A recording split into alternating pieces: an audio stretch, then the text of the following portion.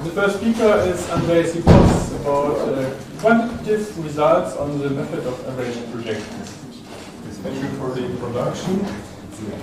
Now, I work in the field of proof mining, and I've been recently preoccupied with problems of nonlinear analysis. Now, a typical problem of nonlinear analysis looks like this. So you have a space X, a mapping T from X to X, and one wants to find a fixed point of T, an element of a set that we will denote by this, fix of T. I will take each one of these separately to make this all clear. So first, the space. The space is usually a vector space, a linear space, so it has an additional structure like a norm to be a Hilbert space or a Banach space. But in the recent years, in nonlinear analysis and convex optimization, there has been a renewed interest in nonlinear spaces. What are these nonlinear spaces? Well, we have a metric space, and the one defines this additional structure. So, if we have 2 points in X and Y, a geodesic in X is a mapping from the unit interval to the metric space, such that for any 2 points in the unit interval, we have that the distance is exactly proportional to the unit interval times the distance between the 2 endpoints. And so we can see that this geodesic preserves the distances multiplied by a fixed constant, which is the distance between the 2 endpoints. Now we call the space itself to be geodesic if any 2 points are joined by such a mapping.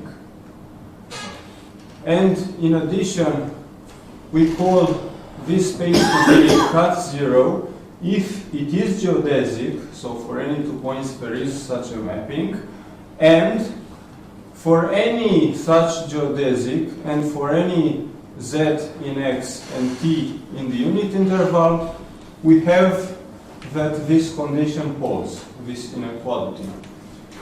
Now, this is usually motivated by geometric reasons, by curvature reasons. So in differential geometry, in Riemannian geometry actually, since one imposes a metric on the differential manifold, one distinguishes 3 cases based on the curvature. So we have flat spaces, like the plane, where the curvature is equal to 0. We have spaces of positive curvature, like the sphere, and we have spaces of negative curvature, like a hyperboloid. Now this condition aims to singularize these 2 cases by a purely metrical and geodesic condition, so no additional differential structure. And this structure is surprisingly rich. One can mimic a lot of stuff that one does in Hilbert spaces or in Riemannian manifolds just with the metric and the geodesic. For example, in any such cut zero space, there is a unique geodesic between any 2 points. So I impose this condition on any geodesic, but it turns out that for any 2 points there is only one between them if I impose the inequality. Now secondly, the map. What kind of map do we ask for to find fixed points? We call a map T from X to X to be firmly non-expansive if for any X, Y, and T it satisfies that inequality. Now this condition is both highly general, and it contains some important examples in convex optimization, for example, projections onto closed convex non-empty sets. If I have a convex set in a cut zero space, then for any other point in the space, there is a closest point in the convex set, and the mapping that associates to each point this closest point is called a projection, and it is firmly non-expansive in this sense. This definition was introduced in this nonlinear context, as it was extensively used before in Hilbert spaces, by David Ariza-Ruiz, Lopez-Acedo and Lopez-Acedo in Transactions in 2014. And also, what was remarked afterwards is that this class of mapping satisfies this weaker property, which is usually studied as being equivalent to it in the context of Hilbert spaces, but even this weaker property implies the condition of non-expansiveness. So this map doesn't increase the distance between 2 points. If x and y are points, then the distance between tx and ty is more or equal to the distance between x and y. And now, thirdly, I want to say how we aim to find those fixed points. Now, a classical method of finding them is the Picard iteration, which is used in the Banach fixed point theorems to find a unique fixed point of a K contraction. So, a mapping that satisfies the same inequality as a non-expansive, only with an additional number K in the right side, which is strictly between 0 and 1. So, we know from basic analysis that this mapping has a unique fixed point, and that this iteration converges strongly to that unique fixed point. Now, in our case, we won't have this strong convergence, but only weaker ones. We'll see at the end what those are. But most importantly, we have this property of asymptotic regularity. So the limit between the distance of xn and t of xn is 0.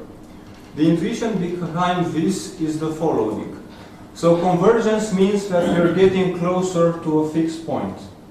Asymptotic regularity, on the other hand, it simply means that we get close to the idea of a fixed point, to being a fixed point. So the distance between xn and txn grows smaller, even this doesn't become a fixed point ever. And now let's see how this can be logically expressed. So classically, for all k, there is an n, such that for all n greater or equal to n, this distance is smaller than 1 over k plus 1. So usually it's expressed in terms of epsilon, but to make this more palatable to logical tools, I expressed this solely in terms of natural numbers. Now, in all examples that I will be considering, this sequence is non-increasing. So each term is less than equal than the preceding one. So I can simplify this as simply for all k, there is an n such that this inequality holds. But since this is a pi2 statement, because this refers to real numbers, but since we have strict inequality, this is an existential statement, so I can fuse the existential quantifier with that one that already exists. I can analyze this with the tools of proof mining. Proof mining is an applied subfield of mathematical logic, first suggested by Georg Kreisel in the 50s under the name of unwinding of proofs, and then given maturity by Ulrich Kohlenbach and his collaborators in the 90s, but most importantly after 2000, when the meta theorems got discovered.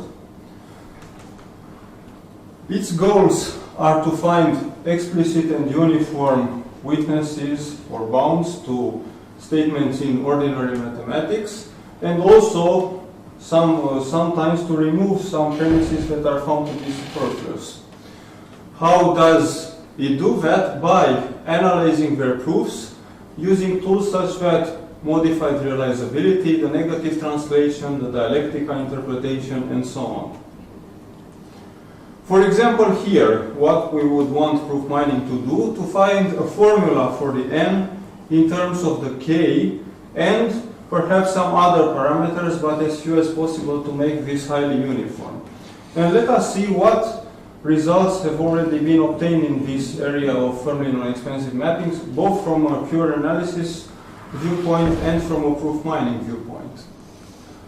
Now, for a single mapping, as before, so if t from x to x is a firmly non-expansive mapping, then we know by the same paper from before that for any x, the Picard iteration is asymptotically regular, and they also computed an explicit rate of asymptotic regularity, so a formula for the n in terms of the k or epsilon. Now, a more involved case is the case of a finite family of mappings. So we have this family of n firmly non-expansive mappings, and one must find a point in the intersection of their fixed points. And this is called, in analysis, a convex feasibility or a consistent feasibility problem. And we assume the intersection of their fixed points to be a priori non-empty. The usual solution is to set T to be the composition of these n mappings, so we apply each of them alternately. That's why this is called the method of alternating projections, specifically for the case where all the firmly non-expansive mappings are projections onto closed convex non-empty sets. And one can prove that if we assume that this intersection is non-empty, then the fixed point of the composition is exactly the intersection of the n fixed point sets.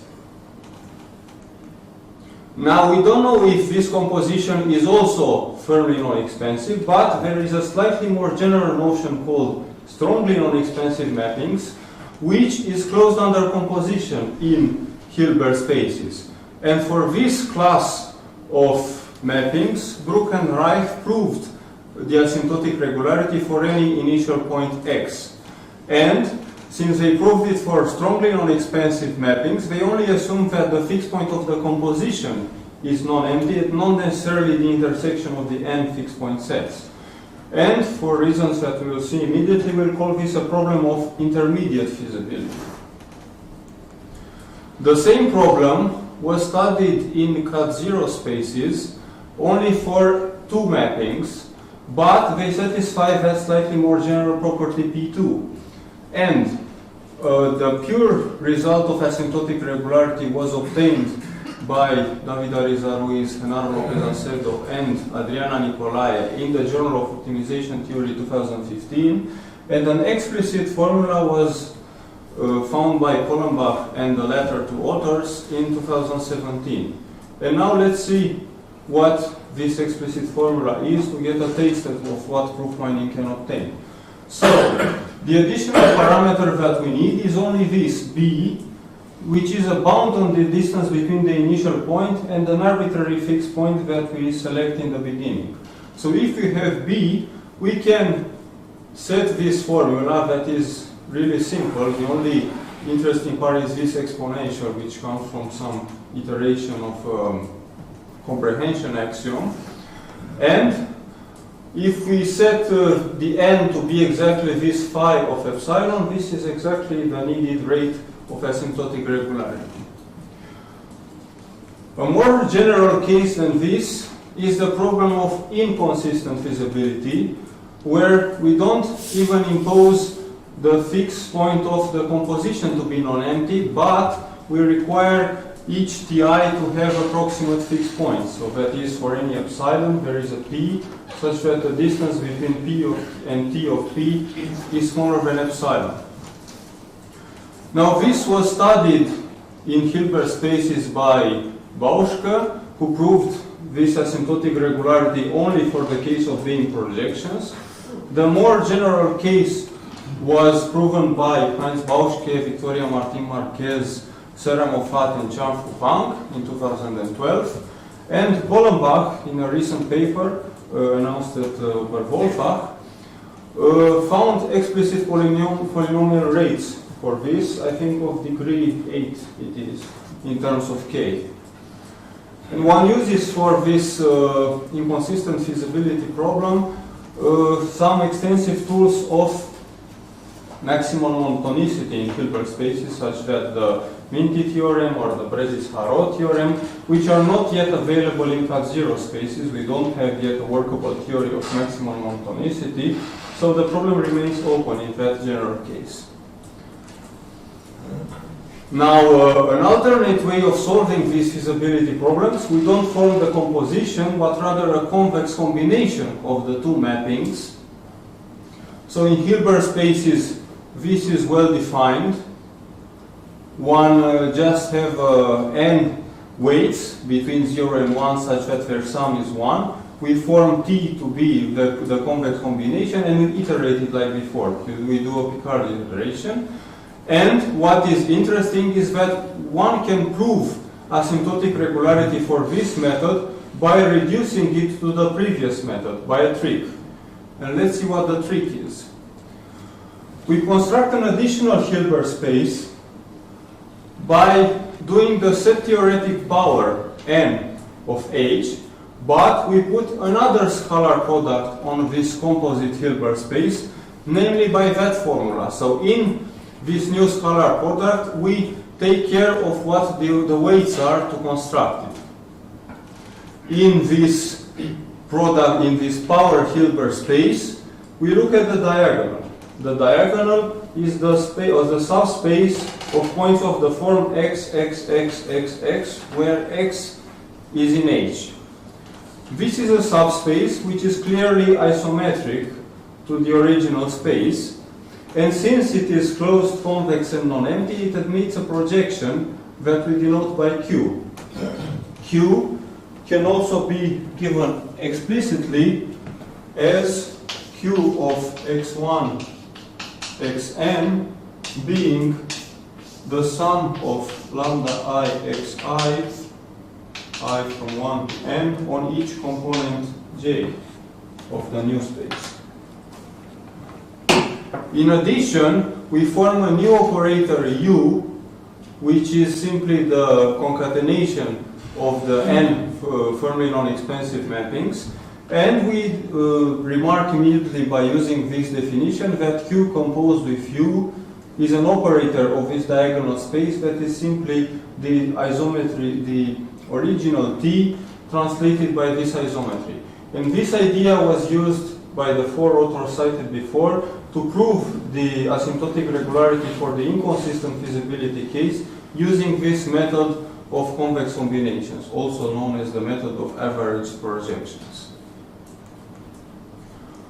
Our goal is to adapt this trick to cut zero spaces, to prove not the inconsistent feasibility, but the intermediate feasibility from before for the case n equals 2. And so, let us consider a general metric space, and we simply form the square of x, and we put, like before, not the square of the distances, but rather this convex combination of the distances on the new space. And then one can prove that this is a metric space, and by careful use of the defining properties of complete geodesic n cut zero spaces, one can prove that this power space inherits this property. Now, one doesn't use the original definition of cut zero spaces that I gave, because that also has that T, but a rather different one using only points in the space, no T's or other real numbers or natural numbers or whatever. This is crucially used here. It's a characterization obtained by Berger Nicolae some 8 years ago to prove that this power space is also a cut zero space when the original one is. And one can, as before, consider two mappings having the general property P2. We form the composition of the convex combination of the two mappings, and by again carefully using the geodesic structure of cut zero spaces, one can construct the Q and the U, prove that they have the same properties as before, and therefore one can translate the result into an asymptotic regularity for the method of average projections. Now, this is modulo that analysis construction, a simple translation proof. Let's see what intricate information can we obtain. We can obtain such information for the special case where the TIs are projections.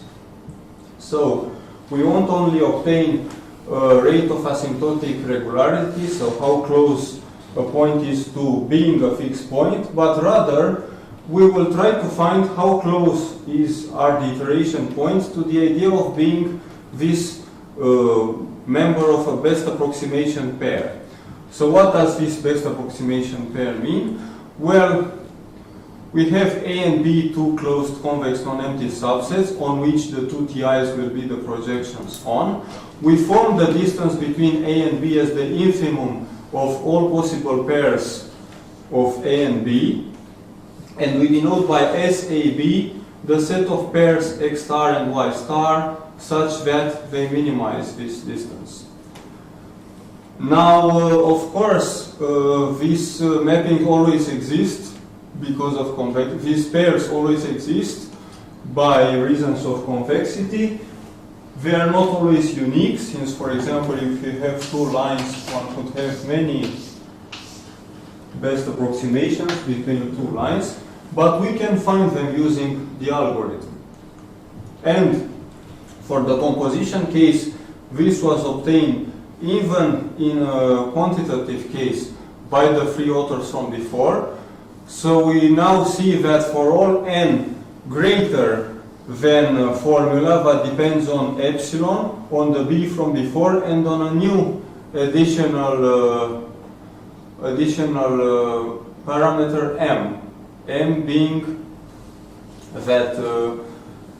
the distance between x and the first element of a best approximation pair. So we can see that if we iterate it, then it and the projection on b on it is closer and closer to this best approximation distance. But if we want to use this theorem to apply the same trick, we must have additional results, because if we apply this for our case, what we will have? We will have q and u. U is clearly a projection on a times b in the power space, and q, as seen before, is the projection on the diagonal. So we will not obtain S of a and b, but rather that S on the diagonal of x and a times b. So we must find a way to link these two. And the lemma that links them is this. So S of the diagonal of a times b is obtained by this formula out of points contained in S of a and b. But we must obtain some form of asymptotic regularity for these new results. So we must obtain a quantitative inclusion, a quantitative version of this. So to do that, we analyze an inclusion. What inclusion? The forward one.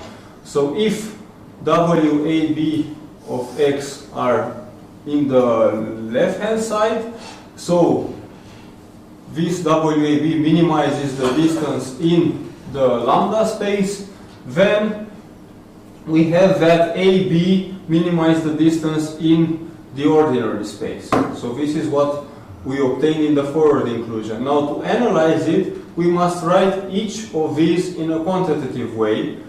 So first we write that for any delta this is smaller or equal to delta, and the second one we write as for all epsilon this is smaller than epsilon.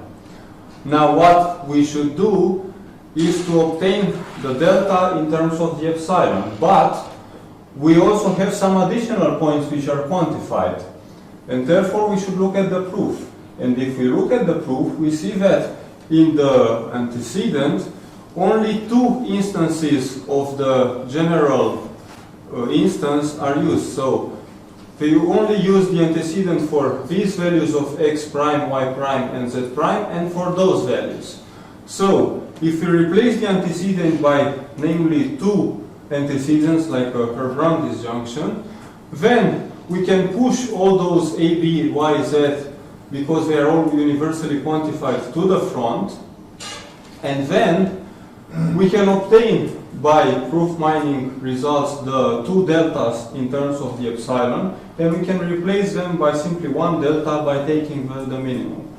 And the resulting delta will be this: epsilon squared over 4 times lambda times 1 minus lambda.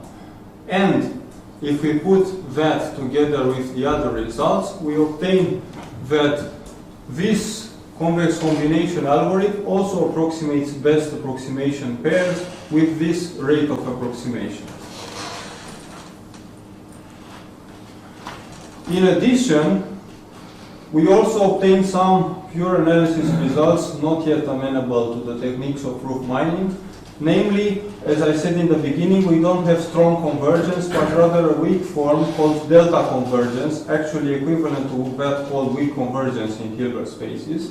And using again a lemma to relate the delta convergence in the lambda space to the delta convergence in the original space, we can obtain delta convergence for this method. Thank you.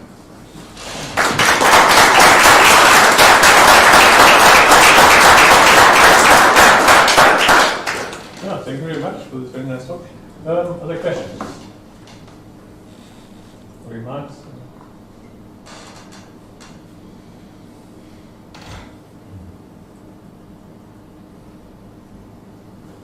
Yeah. One question with the lambdas in the average projection.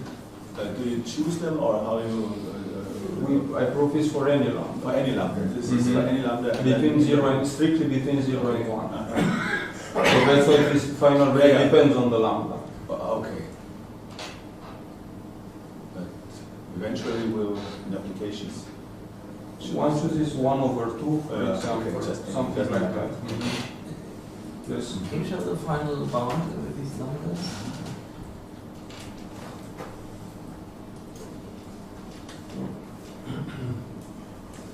Yes.